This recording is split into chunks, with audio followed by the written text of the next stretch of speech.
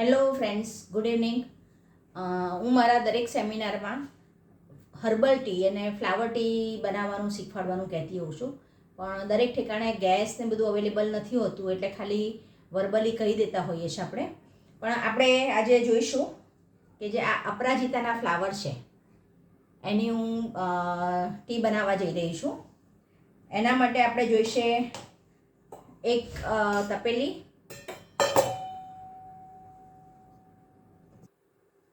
હવે એના માટે આપણે જોઈશે એક તપેલી, અપરાજિતાના ફૂલ, પાણી, મધ અને લીંબુ. અમારા ઘરનું લીંબુ છે આ. હવે આપણે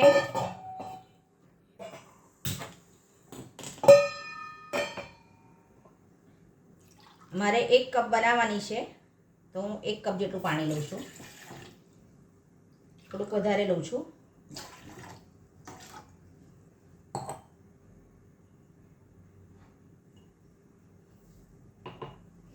હવે એને ફ્રેન્ડ્સ ઉકળવા દેવાનું હોય. પાણી ઉકળે થોડુંક એટલે આપણે એની અંદર ફ્લાવર નાખી દઈશું. ફ્લાવર ધોયેલા હોય તોય વાંધો નથી, ના ધોયા હોય તો પણ વાંધો નથી.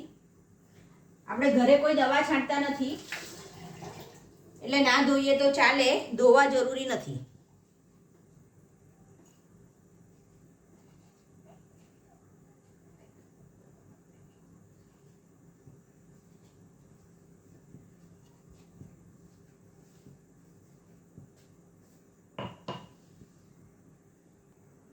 હવે પાણી ગરમ થઈ ગયું છે સરસ, એટલે હું એની અંદર આ ફ્લાવર નાખી દઉં છું. 4 ફ્લાવર મેં નાખ્યા છે.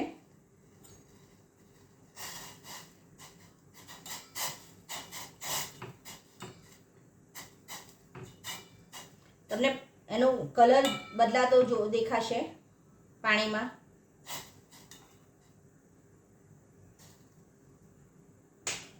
હવે એની સાથે હું આની અંદર આપણે પહેલા કલર બદલતું જોઈએ એને.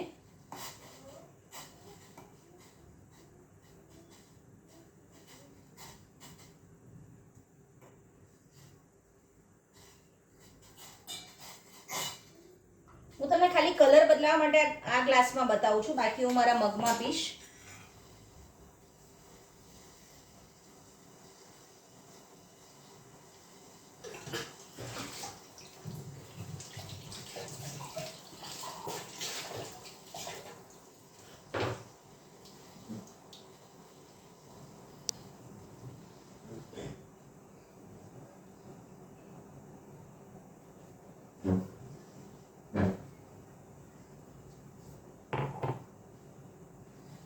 ફ્રેન્ડ્સ, તમે જોઈ શકો છો એનો કલર બદલાઈ ગયો છે.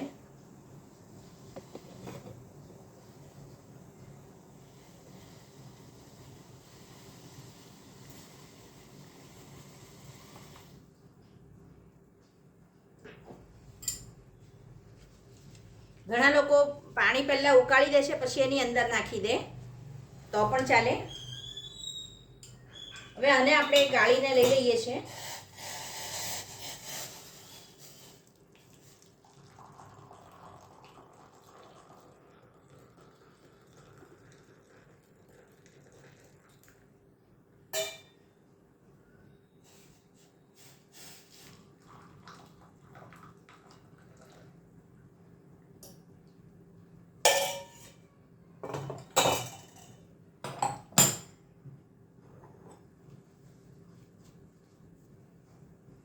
તમે જોઈ શકો છો બેવમાં બ્લુ કલર છે, બરાબર.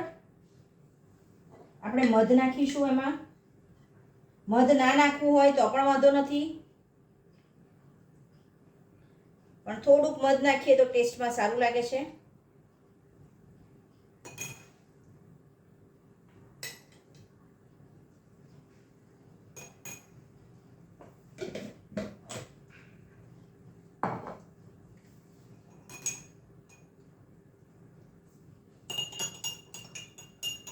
મધ નાખ્યું એટલે એનો કલર બદલાઈ ગયો.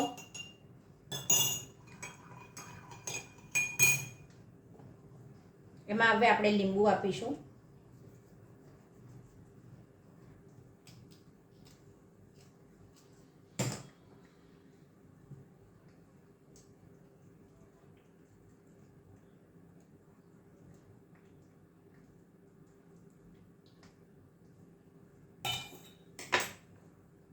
લીંબુ બહુ નીચવાની જરૂર નથી, ટેસ્ટ પૂરતું જ 1-2 ટીપા.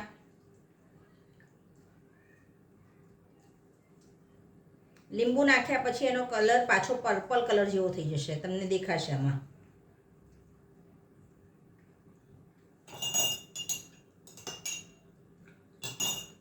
જુઓ,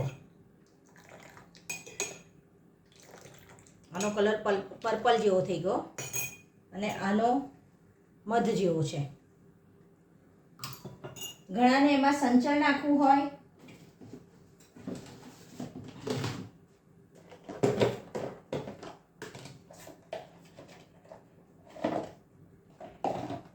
તો સંચળે નાખી શકે. સંચળ અગેન સ્ટમક માટે સારું છે, થોડુંક બહુ વધારે નહીં લેવાનું.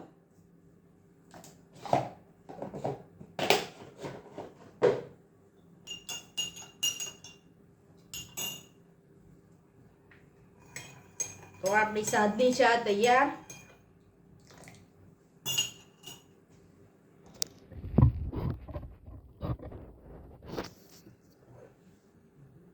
Thank you. તમે પણ ઘરે બનાવો અને એન્જોય કરો.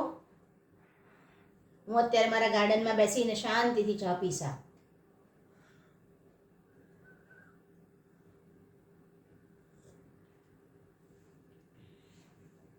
Thank you.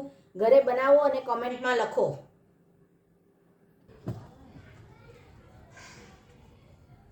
ગાર્ડનમાં મારો કોઝી ખૂણો છે, નાનું સરખું ખૂણો છે જ્યાં બેસીને મજા આવે છે ચા અને નાસ્તો કરવા માટે. ઉપર આખું કવર કરેલું છે, વેલા જ વેલા છે બધે.